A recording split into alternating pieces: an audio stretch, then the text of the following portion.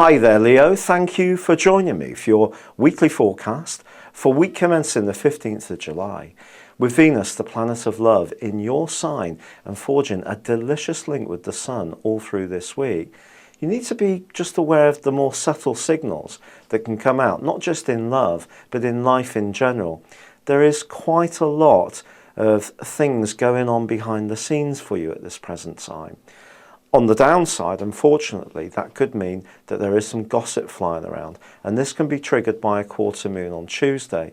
Try not to get too caught up in things. Even if you hear that someone's been disparaging about you, you may want to consider whether it's worth reacting to what you hear. It may have been slightly rewritten, and so therefore whoever tells you may have an agenda themselves. But Mars and Jupiter are getting together at this time. And this can give you a fantastic motivation to get more aware and more involved in the more spiritual side of life. It doesn't necessarily have to be from a traditional religious viewpoint. It could be more understanding just more your deeper, less conscious needs. And this suggests that you may encounter someone who can become some kind of guiding light. This person may be very wise, but very passionate. But you don't have to do what they say, but they may give you their view of a situation, and their professional knowledge could be highly valuable. It's also possible that you'll start to fall back on experiences and skills that you encountered and learned many moons ago. They can still be very relevant in the here and now. But with Mercury continuing to twist backwards until the end of this week, you could feel a little isolated at times, feel that other people aren't really keeping you in the loop. It may feel that one person is actually snubbing you, but ironically, they may feel that you're snubbing them.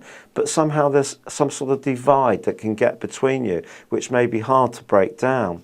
And yet on Tuesday and Wednesday, there is a beautiful grand water trine forged between Jupiter, Saturn, and also Neptune. The suggestion here is that imagination is going to be very important when you're thinking about marshalling your resources, and anything to do with property as well. So if you are someone who's wanting to renovate or take something that isn't working very well, whether it's your own mental outlet that's a little bit tired and is due for some refreshment, or you want to repair or mend anything at all, that actually could be a very worthwhile process this week. But especially if you are interested in improving where you live, or perhaps even buying somewhere that's run down but making it better again. It's been a real pleasure being with you. Thank you for joining me. Good luck and goodbye for now.